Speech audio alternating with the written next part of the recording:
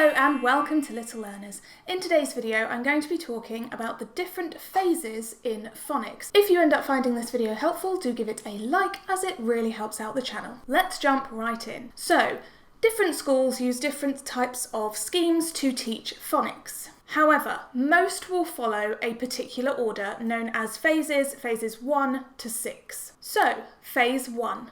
Phase 1 focuses on developing key listening, vocabulary and speaking skills. Children explore and identify sounds around them. There are lots of rhyming songs, songs with actions, and adults start modelling, segmenting and blending. So for example, you might say to a child, "Can you pick up the cup?"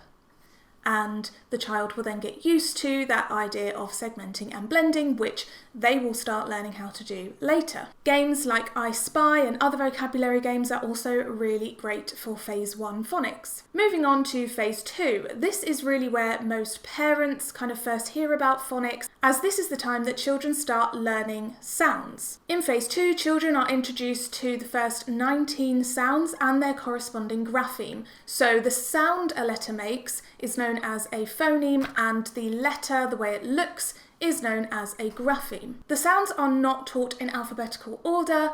They are instead taught in an order that helps children to start making words more quickly. So the sounds are taught using the most commonly used sounds first. Depending on the scheme, children will learn these in a slightly different way, but usually the first sounds they will learn are s, a, t, p, I, n.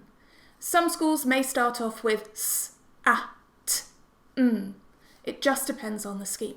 After the most commonly used s, a, t, p, I, n, children then learn m, d, g, o, k, e, a, r, h, b, f, and all. Once children have learnt some of these sounds, they will start learning how to segment, break up, and blend, put together, the different sounds to read different words. They'll focus first on CV, consonant vowel, and CVC, consonant vowel consonant words. Examples of these would be at,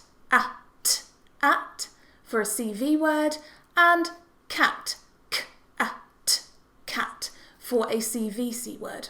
At this point, children are also introduced to some non-decodable words, so words that you can't sound out phonetically, such as I, go, and no. Again, depending on the school and the scheme being used, children will learn these in a slightly different order. Moving on to phase 3, this is when the remaining 7 letter sounds are introduced. These are j, v, w, x, y, z, and qu. Children are then introduced to digraphs and some trigraphs.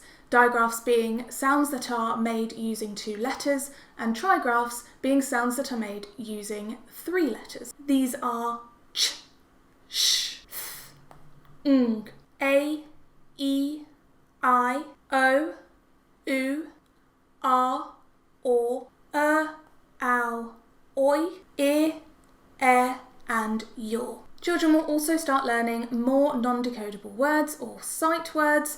These often are referred to as tricky words also, depending on the school. Some of these, but this is not an exhaustive list, will include he, she, was, and my.